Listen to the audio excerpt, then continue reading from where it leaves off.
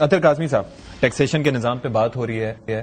اس وقت tax to G D P ratio 9 سے 10% ہے، جو کہ کسی بھی طرح ٹھیک نہیں ہے، لیکن اس سے ہٹ کے ٹیکس نیٹ کو براڈن کرنے کی جو بات ہوتی ہے اس پہ کبھی بھی عمل نہیں ہوتا. اس وقت بھی بات کی جا رہی ہے، لیکن کیا آپ کو لگ رہا ہے کہ کوئی ریفارمز جس طرح کے ہونے چاہیے یا جن طبقات تک ٹیکس پہنچنا چاہیے، ٹیکس نیٹ پہنچنا چاہیے، وہ پہنچ پا رہا ہے ابھی تک؟ دیکھیں، ایک تو کوئی ویژن نظر آتا ہے اس اعتبار سے؟ آئی ایم ایف کو بلیم کرتے ہیں اور آئی ایم ایف کی جیکٹ کا بھی ذکر ہوا. آئی ایم ایف کے کوئی ہم نے 20 یا 22 پروگرام لیے ہیں جی. اس میں سے 1 درجن سے زیادہ پروگرام نون لیگ اور پیپلز پارٹی والوں نے لیے، اور میرے خیال میں پی ٹی آئی کے دور میں شاید 2 پروگرام ہوں گے اگر میکسیمم ہوئے بھی. لیکن ان کی طرف سے اگر کہا جائے 2013 سے 16 کا چلے، نون لیگ نے کمپلیٹ کر دیا جو بھی ہے کہ وہ میں آپ کو بتا رہا ہوں کہ ٹوٹل 20 یا 22 پروگرامز ہیں آئی ایم ایف کے جو ہم لے چکے ہیں. اب یہ جو ٹیکس والا مسئلہ ہے یہ بڑا ایشو ہے. اب یہاں پہ ایک چیز جو بڑا مسنگ ہے ستی صاحب، جس کے اوپر کوئی بات نہیں کرتا، ٹیکس کے ساتھ ساتھ آپ نے انکم بھی بڑھانی ہے.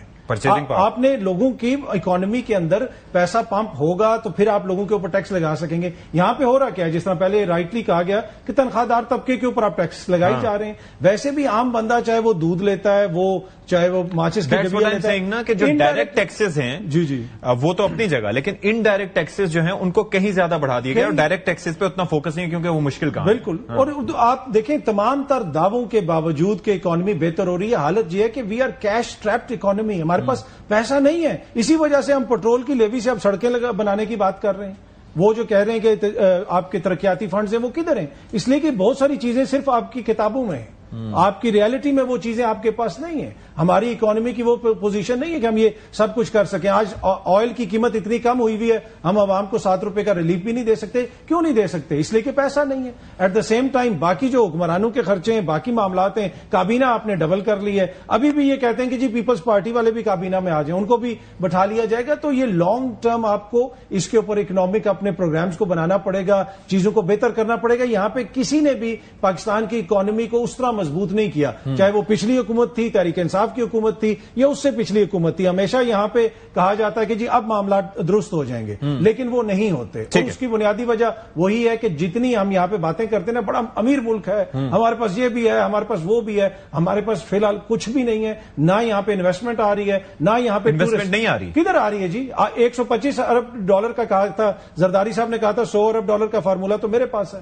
بریک کے بتایا جا رہا ہے، بہت جو سیلیبریٹ کیا جا رہا ہے، 1 ارب ڈالر سیلیبریٹ کیا جا رہا ہے. Do you agree with that?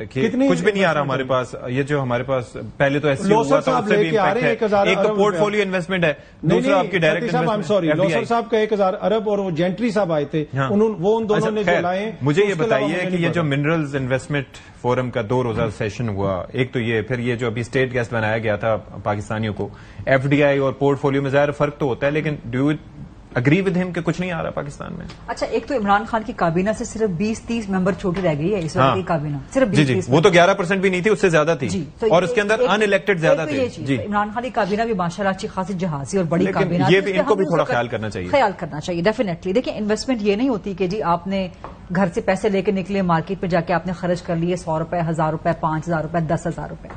جب ملک جی ٹو جی کام کرتے ہیں نا، گورنمنٹ ٹو گورنمنٹ کام کرتے ہیں، تو انویسٹمنٹ کا ایک طویل پروسیس ہوتا ہے. آپ کو آج جو انویسٹمنٹ کے جو پرومسز نظر آ رہے ہیں، یہ کیٹاپولٹ ہوں گے یا یہ کلٹیویٹ ہوں گے over a period of at least 1.5 year. تو پھر آپ کو جا کے اس کے آہستہ آہستہ چیزیں، اور ایون مور دین دیٹ. لیکن میکسیمم پیریڈ یہی ہوتا ہے انویسٹمنٹ کا.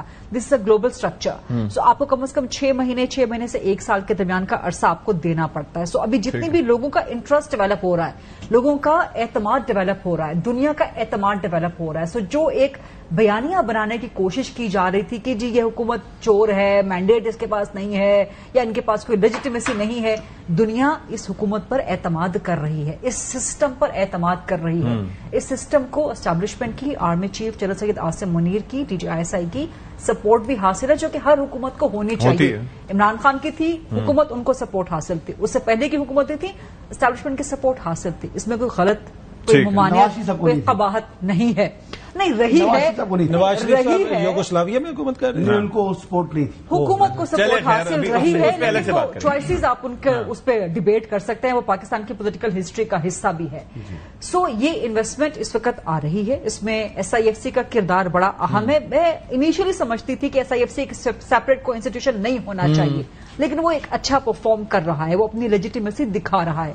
دنیا بھر کے جو عالمی معاشی ادارے ہیں، میں نے بھی نام گنوا دیا. ورلڈ بینک کی رپورٹ آپ کے لیے اکنامک پروڈکشن پازیٹیو دے رہا ہے.